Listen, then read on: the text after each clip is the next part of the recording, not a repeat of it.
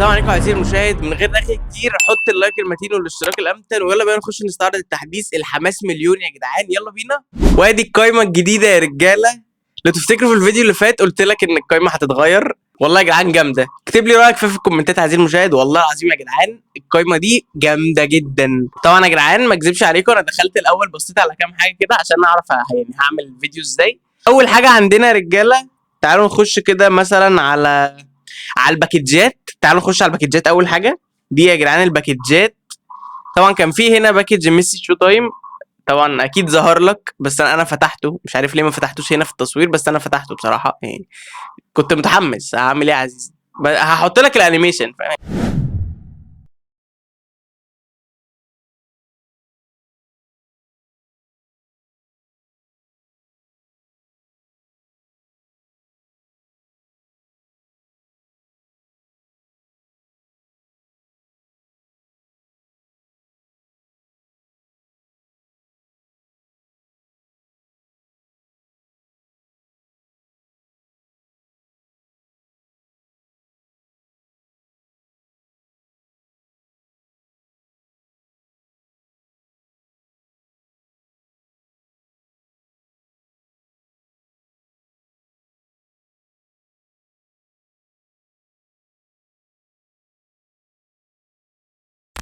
فالرجاله حاطين بردك باكج السمر ترانسفير. الباك فيها رجاله دين هويزن وفي اليكس باينا وفي دي بروين يا رجاله وراين شيركي مانشستر سيتي. في يا جدعان كيركز كمان بتاع ليفربول الجديد. ديلاب تشيلسي. والله يا جدعان باكج جامد. ودين هويزن هنا عنده ميزه ان انت تضيف له بوستر، دي ما كانتش موجوده، ان انت تضيف للاعب الهايلايت بوستر. دي حاجه جامده جدا، ممكن هيعلي لك الطاقه وهيعلي لك الاوفر. اللي بعده يا رجاله ده اسكو شو تايم. طبعا بص شكل كارت الشو تايم يا جدعان تحفه. كارت الشو تايم ده وربنا جامد جامد بجد. هو اللاعب الوحيد في الباك، تمام، عنده 32 سنه، يعني دي نسخه كبيره شويه، بس ده انت هتستلمه مجاني لما تلعب في دوري الاي فوتبول اللي هو الديفجن، تمام، تلعب فيه. كل ما تقدمت كل ما بقى عندك فرصه ان انت ايه يعني تحصل على الباكج ده، فاهم. بس يا جدعان تعالوا نشوف اللي بعده. اللي بعده يا جدعان اللي هو البارتنر كلوبس. الباك ده يا رجاله عليه فتحات مجانيه، بس انت لازم تلعب ماتشات عشان تاخد الباكجات المجانيه دي. يعني كل ما تلعب ماتش هنجيلها قدام وهفهمك انا قصدي ايه. اللي بعده يا جدعان ده باك ان ذا جيم. دي اللعيبه اللي كانت مصابه الموسم اللي فات ودلوقتي رجعت. ده عقود ترشيح جامد قوي يا رجاله. في رودري وميليتاو وبرنال. تعالوا نشوف في مين كمان.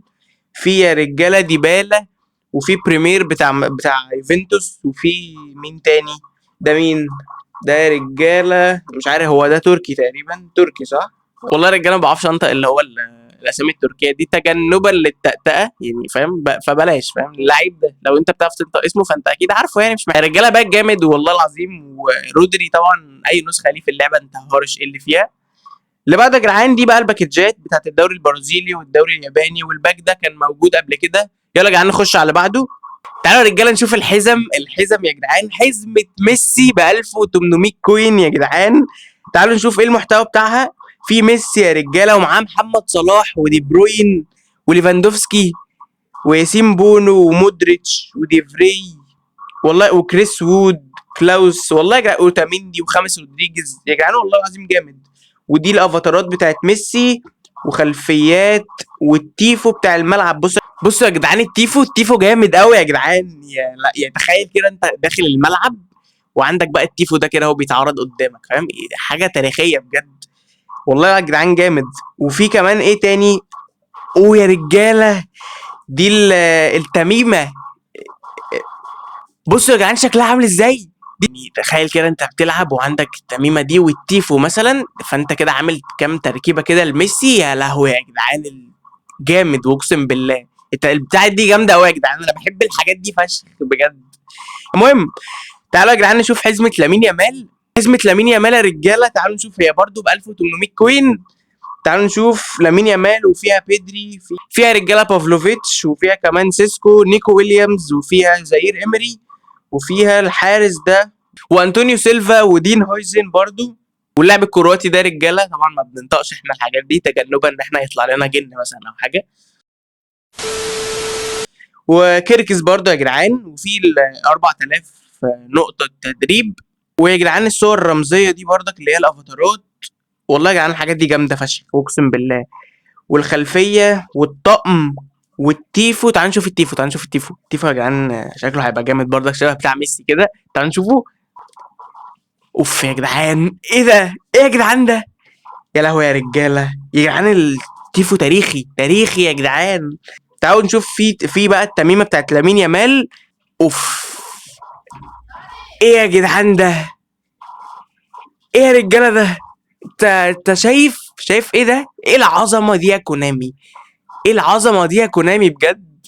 تعالوا يا جدعان ندور على مورينيو، بيقولوا في مورينيو بتاع، فين مورينيو؟ ما يعني ده المدرب اللي احنا اشتريناه، وده ما اشتريناهوش، بس دي اللي موجودة في الحزم. فين مورينيو يا جدعان؟ ماشي، تعالوا نشوف قابل للتخصيص، تعالوا نشوف قابل للتخصيص دي يا رجالة.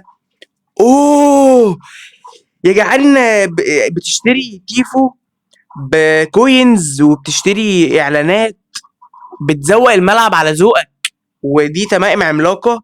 اوف، ايه العظمة دي يا جدعان؟ البتاع دي جامدة جامدة قوي يا جدعان، ايه ده؟ ماشي اللي بعده يا رجالة، البتاع دي برضك تاريخية جامدة جدا. ودول، لا يا جدعان دول شكلهم طفولي قوي بجد، فاهم؟ دي بقى دي اللي هي بتاعت الجود دي، نعمل لها معاينه كده رجاله نشوفها. بصوا يا جدعان عامله ازاي يا جدعان، البتاعه دي جامده قوي يا جدعان. انا بتخيل مثلا لو انت حاططها، تمام يعني انت حاططها عندك في الملعب، وعندك التيفو بتاع ميسي مثلا، وجنبها كده التمثال بتاع ميسي ده يا جدعان، ده حاجه تاريخيه جدا بجد اقسم بالله، تحديث فاجر بكل معنى الكلمه. ولسه اهدى عليا، اتقل تاخد حاجه نظيفه. تعالوا نشوف في ايه تاني. في دي برضو يا رجاله كونامي، بصوا يا جدعان مدلعات، ايه ده؟ ايه يا جدعان الحاجات دي؟ ماشي، تعالوا نشوف نعمل لها معاينه كده دي.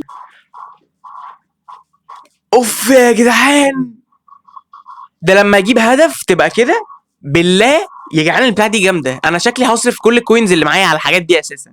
انا كنت ناوي احوش اساسا واعمل حزمه مثلا، اشتري حزمه من الاثنين بتوع ميسي او لامين، بس شكلي هصرف الكوينز كلها على الحاجات دي. يا جدعان الحاجات دي تاريخيه بجد، انا بحب الحاجات دي قوي بجد. تعال برضو نشوف دي، تعال نشوف ايه الاحسن فيهم ونشتريها يا رجاله. هي كده كده ب 100 كوين فمش هتخسر. انت شايف ايه يا جدعان ده؟ ايه ده يا جدعان؟ طب تعالوا نشوف التالتة، تعالوا نشوف التالتة ونحكم في الاخر. هما تلاتة صح؟ ايوه بالظبط هما تلاتة. تعالوا نشوف يا جدعان التالتة. ايه الحيرة دي بقى؟ ايه الحيرة دي بقى يا جدعان؟ الواحد ما بقاش عارف يختار ايه بجد والله يا عزيزي المشاهد. طب يعني اختار إيه؟ لو انت مكاني تختار ايه؟ طيب قول لي الاولى ولا الثانيه ولا الثالثه؟ يعني قول لي في الكومنتات يا جدعان. الحاجات دي تاريخيه بجد، انت اكيد فاهم انا قصدي على ايه. الحاجات دي جامده جدا يا جدعان بجد والله العظيم. خلاص يا جدعان نخش على اللي بعده. طقم برضك، وده افاتار. لا مش افاتار يا رجاله، افاتار ايه؟ ودي يا جدعان حاجه كده بتتحط على الملف الشخصي بتاعك جوه اللعبه، فاهم؟ دي زي باك سكرين كده، فاهم؟ بس والله يا جدعان اضافات تاريخيه جدا بجد. تعالى يا جدعان نشوف اللي بعده. ايوه يا رجاله، فين مورينيو؟ برضو انا لحد دلوقتي مش عارف فين مورينيو يا جدعان. ما هو مورينيو اهو، طب فين طيب؟ يعني هاتهولنا كده. ليه العملات ايه فوتبول؟ اه يا جدعان مورينيو مش بكوينز، مورينيو بفلوس حقيقيه. ايوه يا جدعان ب 169 جنيه، وهتاخد معاه 150 كوينز. ايه يا كونامي ده؟ طب ليه؟ يعني احنا كنا عايزينها مثلا ب 500 كوين، 1000 كوين كنا نشتري. بس يا رجاله طبعا ترقبوا ان احنا هنشتري المدرب التاريخي ده، وهيبقى معانا في النادي، وهنشوف هنجرب بقى الميزه الجديده بيقولوا لينك اب. فنشوف الحاجات دي. انا لحد دلوقتي مش فاهم حاجه بصراحه، التحديث لسه نازل فاحنا بنفهم واحده واحده. فيا جدعان ترقبوا تجربه المدرب ده. ده في برضه يا رجاله سيلفستر بتاع مانشستر يونايتد، وبتاخد معاه 50 كوين وبتدفع 34 جنيه بس. هو انتوا ليه يا جدعان مرخصين سعره كده؟ انا حاسس ان احنا بنهين اللاعب مش بنشتريه والله. في برضه يا رجاله فانيستر روي ب 104 ب 105 كده كده يعني، وهتاخد معاه 100 كوين، وهتاخد النسخه دي من فانيستر روي. يا جدعان كونامي بتعمل حاجات غريبه بس ماشي يعني حلو. تعالوا يا جدعان نخش على الديلي جيم. احنا هنا يا رجاله معانا هازارد نسخه ريال مدريد يا نهار ابيض، يا نهار ابيض على العظمه. فيا جدعان تعالوا كده نبص بصه. يا جدعان الكارت تاريخي، الكارت تاريخي بمعنى الكلمه. يا جدعان ايه ده؟ بروليفيك وينجر جناح غزير الانتاج. يا جدعان والله العظيم طاقته جامده حتى من قبل ما تطوروا وتضيفوا البوستر التاني. يا جدعان عنده دبل تاتش وعنده فليب فلاب وعنده سول كنترول، عنده سبيشال دبل تاتش. يا جدعان ايه ده؟ ايه الكارت ده يا جدعان؟ ايه الكارت ده بجد؟ حاجه واحده يا جدعان انا ما فتحتهاش في الديلي جيم، وهو باكج الديلي جيم بوكس انا ما فتحتوش، اللي هو اللي كان فيه كوستا كورتا والناس دي. تمام. تعالوا يا جدعان نفتح كده ونشوف هل في ناس جديده ولا ايه الدنيا. تعالوا كده يا جدعان. اوه يا جدعان، ريكارد، فرانك ريكارد يا جدعان، عنده 32 سنه، نسخه اياكس. يا جدعان لاعب ارتكاز طبعا. والله يا جدعان طاقته حلوه، عنده يا جدعان تقريبا كل حاجه خاصه بالدفاع. يا جدعان كارت جامد بجد. تعالوا نشوف يا جدعان. انا شايف برضو لاعب شو تايم تركي، طبعا احنا مش هننطق اسمه بس احنا هنستعرض الكارت بتاعه كده. فيا جدعان عشان ايه يعني؟ ايوه انت فاهم بقى عايزين المشاهد مش ناقصه. فبوكس تو بوكس يا رجاله، وبرضو طاقته حلوه يعني. طاقته حلوه برضك، لو هتطوره وتضيف له البوستر التاني هيبقى برضك حلو معاك. عنده يا جدعان ما عندوش دبل تاتش، عنده سول كنترول، فانت محتاج تضيف له فليب فلاب ودبل تاتش عشان يبقى معاه سبيشال دبل تاتش. بس يا جدعان بالمجمل مهارات حلوه، كارت كويس. معاهم يا رجاله جيرمي دوكو، وده يا جدعان ده مين ده؟ ده تشافي سيمونز، جامد والله يا جدعان. وكوكوريا طبعا الغني عن التعريف. رجاله جامد، ومترقبين ومنتظرين طبعا ان هم ينزلوا تاني في الباك ده، شبه ما عملوا معانا الابديت اللي فات اللي هو 25. باك راؤول ده يا جدعان، ايه باكج راؤول ده؟ تعالوا كده نشوف ايه ده. ده يا نهار ابيض، زي دروجبا. ايوه يا جدعان دروجبا الكارت ده لو تفتكروا يا جدعان ده بقى شبهه بتاع راؤول ده. تعالوا كده يا جدعان نشوف الطاقات. 33 سنه يا جدعان، ده انه نادي ده شالكه الالماني يا جدعان. ماشي تعالوا نشوف المهاجم المراوغ وطاقاته. والله يا جدعان طاقاته حلوه يعني، طوروا وضيف له البوستر هيبقى تاريخي زي دروجبا كده. احنا كنا في الاول بنقول على دروجبا مش حلو، بعد كده جينا نجربه طلع حلو، فاهم يعني؟ جرب الاول قبل ما تحكم، فاهمني عزيزي المشاهد. تعالى يا جدعان نشوف غريزه المهاجم. طبعا هتحط له برده غريزه المهاجم كده كده.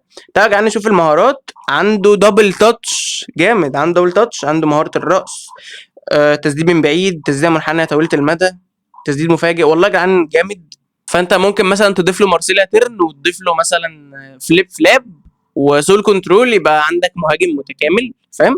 بس هو ممكن يكون تقيل شويه، توازن 73 اللي هو تقريبا البالانس. فالبالانس 73 قليل شويه على مهاجم، هو تقيل. بس نجرب يعني عادي، ان شاء الله يطلع لنا ونجربها يا رجاله في فيديو كده كده. فتعالوا يا جدعان نشوف الباقي. معاه رجاله رافائيل لياو، ومعاه ده كمان مين ده؟ دي ماركو، وده شلوتر بيك، وده يا جدعان ده مين ده؟ ايه اللاعب ده يا جدعان؟ بصراحه مش عارفه، بس هو اسكتلندي يعني، فما علينا. احنا لينا باللعيبه اللي فوق. عنب ده ما اعرفوش كده كده. المهم يا جدعان نكمل. فيا جدعان بجد متحمس جدا لكارت هازارد ده، عايز اجربه دلوقتي يعني. هقعد اسجل دخول والعب ضربات الجزاء لحد ما نجيبه ونجربه يا جدعان. قشطه. يلا يا جدعان نخش على المهمات كده. المهمات دي بيقول لك بقى ايوه حمله الاطلاق. ده يا رجاله بيقول لك العب مباراه واحده للتقدم بمقدار مساحه واحده، اللي هو فانت عزيزي المشاهد كل ما تلعب ماتش هتتقدم واحده. يعني مثلا لعبت ماتش هتاخد دييجو دالوت، لعبت ماتش كمان هتاخد زيركيزي، لعبت ماتش كمان هتاخد اموريم، وهكذا لحد هو بقى هنا بيقول لك من 21/8. المهم يا جدعان ان هي كل اسبوع بيتفتح لك عدد كده معين من المكافآت اللي انت تاخدها. يعني مثلا عندنا هنا الاسبوع اللي جاي ان شاء الله هيتفتح لنا كل مقفول ده لحد يوم 28/8، بعد كده يتفتح لك كل ده.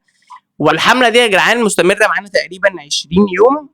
فيا جدعان تعالوا نشوف اللي بعده، اللي هو بقى ايه؟ رفع المستوى. دي يا جدعان نظام المكافآت الجديد. انا برضو يا جدعان مش فاهمها بصراحه. هما بيقولوا شبه لعبه البينجو، وانا اصلا ما اعرفش ايه لعبه البينجو دي. فيعني انا اللي هو بالحب فاهم، اي حاجه كونامي هتقول لي عليها اختارها هختارها، لان انا مش فاهم، فاهم؟ بس فاحنا هنا يا جدعان ما جالناش جفارديول، ما جالناش ال 50 كوينز يعني للاسف، يعني مش عارف ليه برضك ما جالناش ال 100 توكن بوستر. يعني الحاجات الحلوه ما جاتليش، ايه الحظ ده بجد. تعالوا يا جدعان نشوف متجر الجي بي.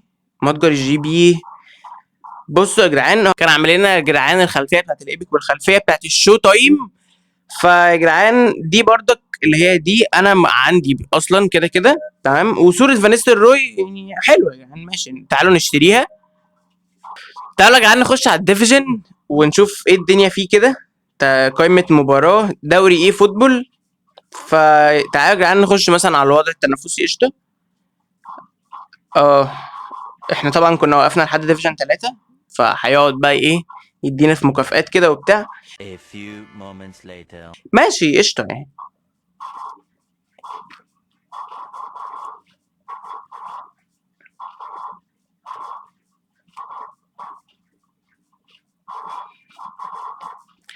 فبيقول لك ايه هنا بقى، لو دخلنا هنا كده على التفاصيل، ده يا جدعان الباك بتاع ديبالا. فانت مثلا لو جبت ال 500,000 او المليون، يعني من المليون لحد ال 500,000 على العالم في الديفيجن، هتاخد فتحه مجانيه على الباكج بتاع اسكو، اللي هو يعني باك اسكو اللي احنا استعرضناه في الاول. طيب يا جدعان 100,000 يعني من 500,000 ل 100,000 برضك هتاخد فتحه مجانيه اللي هو باسكو برضك، مش عارف ازاي يعني بس ماشي قشطه. وهتاخد معاه 20 توكن بوستر. طيب لو من 100,000 ل 50,000 هتاخد 40 توكن بوستر وبرضك هتاخد اسكو. وبرده يا جدعان من ال 50,000 ل 10,000 هتاخد 60 توكن بوستر وهتاخد برضك اسكو. والترتيبه يا جدعان من ال 10,000 لل 5,000 هتاخد 80 توكن بوستر وهتاخد اسكو برضو. وال 5,000 لل 1000 يا جدعان على العالم هتاخد 100 توكن بوستر واسكو برضو. وفي بقى يا جدعان من ال 1000 ل 500 ده هتاخد 120 توكن بوستر واسكو. من ال 500 طبعا لحد الاول على العالم هتاخد 150 توكن بوستر واسكو برضك. مش عارف ايه كل كميه اسكو دي، مش فاهم بصراحه بس ماشي قشطه يعني. تعالى يا جدعان نخش على قائمه فريقي دي. إيه ملعب مخصص. ايه يا جدعان ملعب مخصص دي؟ تعالوا نشوفوها كده. ايه ده، نقدر نعمل ملعب ولا ايه الدنيا؟ اوف بالله. ماشي اسم الملعب. ماشي قشطه، لن يظهر الاسم للمستخدمين الاخرين، يعني هيفضل ظاهر لنا بس يا عم قشطه ماشي، انا عايزه يظهر لنا بس انا حر قشطه. ماشي حلو حلو. طب يا جدعان لون الملعب، جانب الملعب ده ايه الحاجات دي يا جدعان؟ انا شايف الوان وبتاع ماشي. دي ايه دي المدرجات؟ ايه يا جدعان ده؟ ايه العظمه دي يا ابن اللعيبه يا عزيزي؟ يا جدعان الحاجات دي طرش وربنا. نعملها اصفر طيب؟ لا يا جدعان نحاول نعملها عايزه اقسم فاهم، تبقى حاجه شبه ملعب برشلونه مثلا كامب نو مثلا يعني. تعالوا يا جدعان نعمل دي احمر كده. جانب الملعب تعالوا نعمله ازرق فاهم، او الازرق ده. اه الازرق ده كده تمام. علامات ارضيه الملعب دي ايه دي بتتغير. الخطوط، الخطوط كمان بتتغير. لا لا خليها ابيض زي ما هي. الاضاءه بيقول لك الاضاءه. اوبا يا جدعان ايه الجمدان ده بجد. ماشي قشطه. تعالوا مثلا نعملها بالاحمر ولا ايه يا جدعان، ولا بالابيض ولا ايه؟ مش انا حاسس الملعب جامد بصراحه. تعالوا يا جدعان نعملها بالاحمر الاضاءه دي كده يا جدعان اهي. يا جدعان كده الملعب جامد بجد ماشي. بيقول لك هنا نمط ارضيه الملعب. ماشي نمط ارضيه الملعب دي يا جدعان التصميمات كده كده ماشي. شوف انت بقى عايز اللي هي الكرهات دي او عايز اللي هي الساده خالص، شوف انت بقى وراحتك عزيزي المشاهد. انا عن نفسي عزيزي المشاهد هعملها دي اللي هي سيمبل خالص، او ممكن دي. دي حلوه، دي حلوه يا جدعان. نعملها كده. شبكه المرمى، تصميم الشبكه ماشي. هو ايه الفرق؟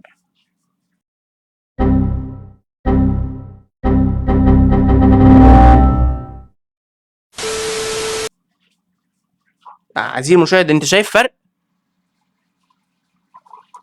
قول لي عزيزي المشاهد لو انت شايف فرق. انا مش شايف فرق بصراحه. هو ايه اللي بيتغير؟ خلاص خليها زي ما هي، ما نلعبش في حاجه. لون الشبكه ايه ده؟ الشبك، الشبك من جوه في اسود. ايه ده اختفت؟ لا يا عم خلاص، نعملها بالاصفر يا جدعان، الاصفر حلو. لون الشبكه التاني نعملها بالاصفر برضك عشان يبقى كله كده اصفر مع بعضه.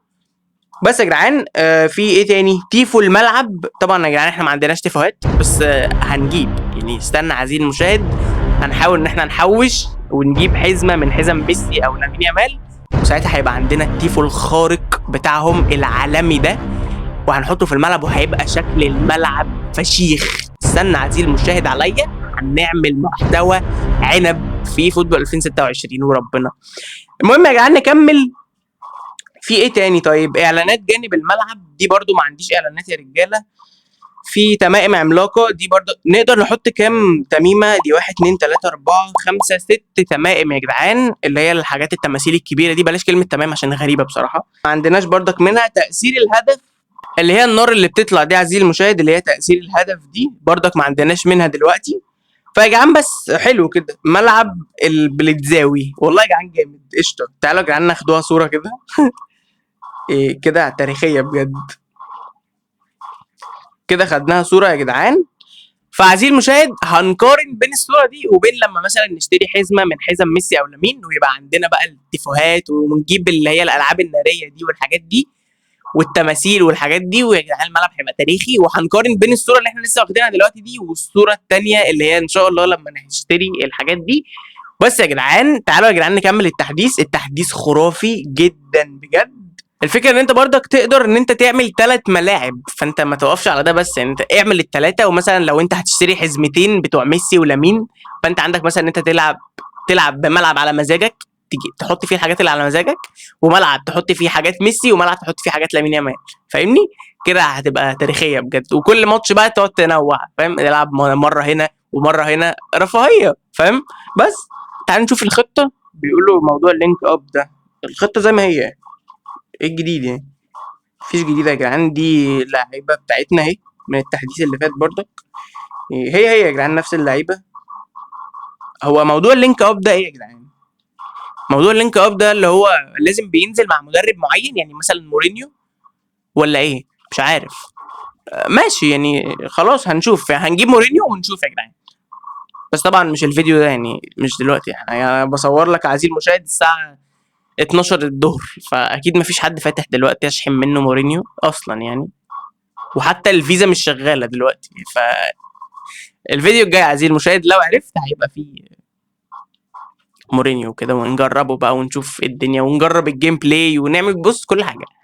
بس يا رجاله ده كان كل فيديو النهارده، كفايه كده عشان طول مننا قوي الفيديو يا جدعان. تحديث تاريخي، تقييمي ليه 9/10، والواحد ده عشان هحطه كده بين اقواس. ليه ما نزلتوش ماستر ليج؟